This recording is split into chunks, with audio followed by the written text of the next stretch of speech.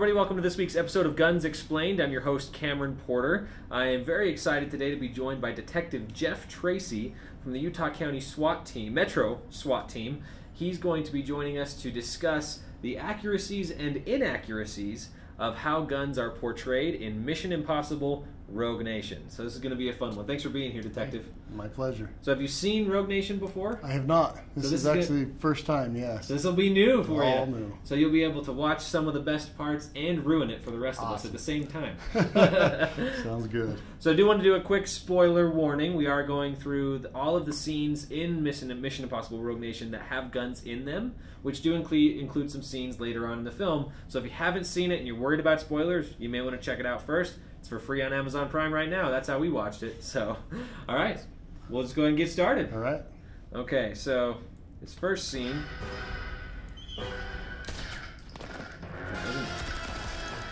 That was intense. Yes. So this first scene, what are we looking at here? Well, it looks like we've got, obviously this is a contact type shot. Looks like you've got a firearm handgun with a suppressor attached. But yeah, there are some inaccuracies there. Like what? Like what's wrong? What's wrong with that scene? Well, when he fires a shot, and the one that jumps out at me is we're not hearing anything as far as audio for cycling of an action. We're just seeing straight up the shot. You see the action cycle, but you don't see or hear anything that way, which you're going to always hear that. So even with a suppressor on, you're still going to hear that slap of the action. Absolutely. You know, and the brass coming out, and right. There's a lot more moving parts than just the bullet exiting the chamber. Absolutely. Yeah, it looks like you've got brass ejecting. I think you may hear that if we can play back. I don't know if that. Let's see. It did seem like you heard brass hit the floor. Okay. Yeah. There you go. You hear brass hitting the floor. So.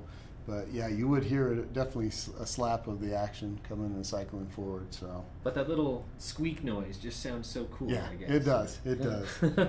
Yes, the pew. The pew. So how about this one right here? We've got Tom Cruise running down the hallway. What are they shooting at him? Well, those look like some sort of an AK variant. Or SKS, I'm not sure. I didn't see quite close enough. Yeah, looks like an AK to me. Yeah, that's pretty close quarters though. What's your distance there? I'm guessing they're maybe what, 10 yards? Oh yeah, yeah, maybe 10 yards, 15 tops. And he's running down a solid hallway. It's like 3 feet wide. Yeah, there's a couple of bars in the way, but I'm thinking he's probably going to get hit. I mean, by shrapnel, like by pieces of concrete coming off, if nothing else. Yeah, that's awful close quarters for missing. That's right in line with like a stormtrooper's accuracy. So what are we seeing here? Well, it looks like we've got individuals coming out in a team, stacking up. M4 variants, it looks like they've got. Now this is supposed to be the good guys, like a CIA team or something like that. Are they? Right. Is that what you'd expect to see? Yeah, maybe. I would imagine we would be a little bit closer in proximity, but yeah. Okay. There you go. They tap up. So that's pretty accurate then. Ready to go in. Alec Baldwin watching from the computer. Go, of course. Gotta have that. Got the command center. Now, one thing I thought about, or when I watched this, it's got some sort of optic right there. Yes. Now, is that in a close quarter scenario like this? Is that something you would still expect to see? Definitely. Yeah. Okay. Yeah, we run different variations of the red dot optics on a lot of our entry team weapons. So yeah, that would be something that would be accurate. Okay. Something we would see. So something like a 1x or a 2x. Probably. Right. Usually no magnification, maybe an EOTech or maybe something more along the lines of aim point. We have quite a few of those. Okay. So, yeah. All right. So that's pretty accurate then. That's good. Now this is a scene that I found very interesting, how they're assembling the firearms using parts that are disguised to look like musical instruments. Yes. I mean, what's your take on this? Well, there's a lot of fine-tuning that they've done to these instruments, I guess, if that's the way that they're going to be operating. But interesting to see the actions, I guess, that they've worked into these instruments. But you've definitely got what appears to be multiple shots. She's got a magazine in this flute or whatever it is that she's using. Yeah, he looks like he has one out of a baton. Right. This guy's look like a baton. What about those lasers that they're using? Those laser Well, pointers? if you go back right here and you stop that, you're looking. He's got a visual laser there. Yeah. In the middle of a dark theater, and he's using a visible laser to go ahead and sight up on somebody in an assassination. It's like, what are these guys scenario. Thinking right now? Exactly. Why is that red laser jumping all over the guy next to me? So that's probably pretty inaccurate. If anything, they're going to have a red dot or some kind of other optic. Probably not even a red dot. That's kind of it has the the red dot, but it's actually just shown in the glass. It's more exactly. Like so here. There's so many considerations. It's a really cool idea that you could disguise firearms in that way. But there's so many balance. How do you get a balanced firearm that's shaped like that? And control and recoil, all that's going to be a challenge. But oh yeah. Even the way that the stock has to be shaped.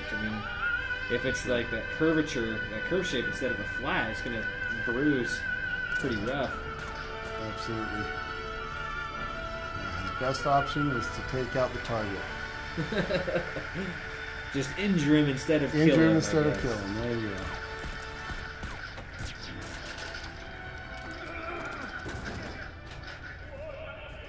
So we've still got, that same suppressor issue.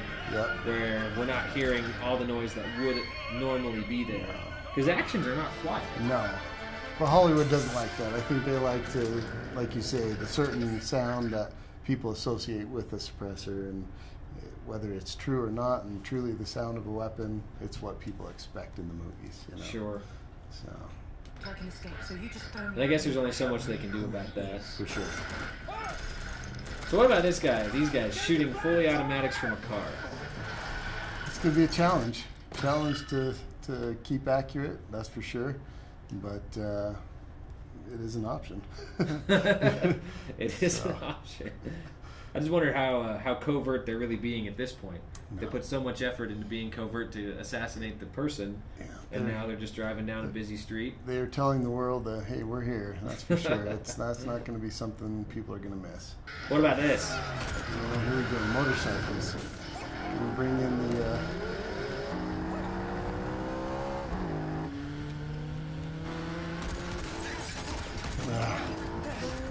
So are they...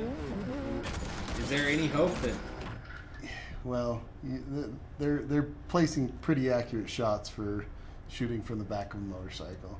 I know the challenges of riding a motorcycle and performing anything during that. I also ride with the motor squad here at Utah County, and yeah, that's difficult, especially shooting on the move, even just walking or moving in a stick. That's challenging in and of itself, let alone at higher speeds here on a motorcycle. It could be very challenging. I'll bet. So, yeah. Do you have your seatbelt on? Will you asking me that now? That looks like a lot more shooting from motorcycles. And I guess that's why you don't. That would be what I would expect. Meeting the back end of something. This seems a little bit hard to follow. But it seems pretty reckless of the good guys to be open firing in public like that. Well, it seems to be kind of not much of a regard for that in these types of movies, especially with the espionage and the spy realm or whatever. But yeah, it's definitely something we're taking into consideration. That would be our biggest concern, is bystanders and innocent citizens that are out there. So yeah.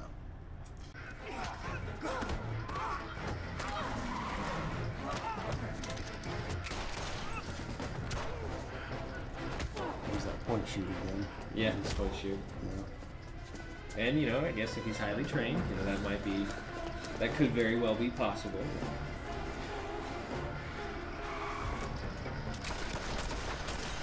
Those are difficult shots. He's on a dead run, and he's placing into a driver's side window, and he's taking out bad guy 1 and bad guy 2, you know, in the passenger side. That's impressive shooting. Well, I think this is the last scene. So again, spoiler alert, in case you missed the first one. Now I'm gonna have to go watch it.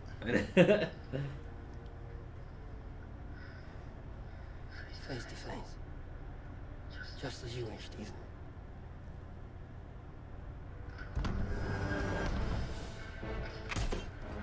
Okay, so so bulletproof glass. Okay. Bulletproof glass looks like he's encased. Firing rounds at each one of these guys, and well, you're not seeing any smoke inside or any blowback. Yeah, that's interesting. So you mean, yeah, you'd see. I mean, he shot probably what, 6 rounds. Yeah. You'd see some significant puffs of smoke floating around in For there. sure. Yeah, but we're not seeing that. I guess if you know that is us being a little nitpicky, I suppose. Like, okay, like the smoke, whatever. But I mean, that would be a nice touch. Oh, for sure. That would show that they really did understand. Does bulletproof glass really work like that? Like, shooting point blank range? Shooting point blank, you're going to see a little bit more deformation, I would imagine, than that. Okay. You'll see more spiring or marring, but that ruins your shot there too. So, you know, I'm sure that's all CGI and put in after the fact. But yeah, you'd probably see a little more deformation on that glass than just what you're seeing right there. Gotcha. So right there at the end, he shot the same spot maybe 6 times. Right. Would bulletproof glass still withstand that kind of a beating? It's going to start taking and being compromised more and more as those shots are placed, but it should hold up to that. You know, if it's a good quality, thick, you know, Lexan or something like that, that's to where it's actually bulletproof. Yeah. So if you had to give Mission Impossible a letter grade from A to F on how accurate they portray their guns, and you gotta be a strict teacher here. None of this grading on a curve or anything like that. There's no grading on a curve. You know what? I'd have to probably give it in the B minus C plus range. Okay. So that's fairly decent. Like I say, their tactics, they didn't look completely out of whack. The types of weapons that they chose for an entry into that room or into an area, that seems, and then of course you go to the wildly, you know, imaginative side of it with those instrument weapons. Yeah, who's to say whether that's accurate or not? Sure. You know, okay, that's where they want to say, hey, these guys have really cool equipment, really cool things, but as far as the rest, the tactics, if somebody is really that highly trained and is capable of that kind of shooting, then I want to meet them. Okay. I want to meet them. That would be we pretty... can go hang out. Teach me a few things, because I definitely could use that. And, hey, let's go.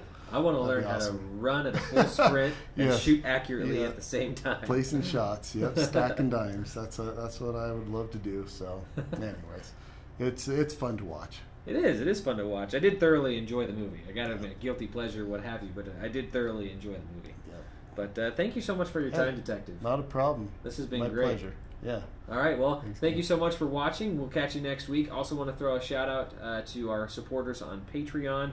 Thank you for helping make Guns Explained possible. And if you want to become a supporter on Patreon for as little as $1 a month, you can help us to continue to make these episodes and educate people about firearms. Thanks again. We'll see you next week.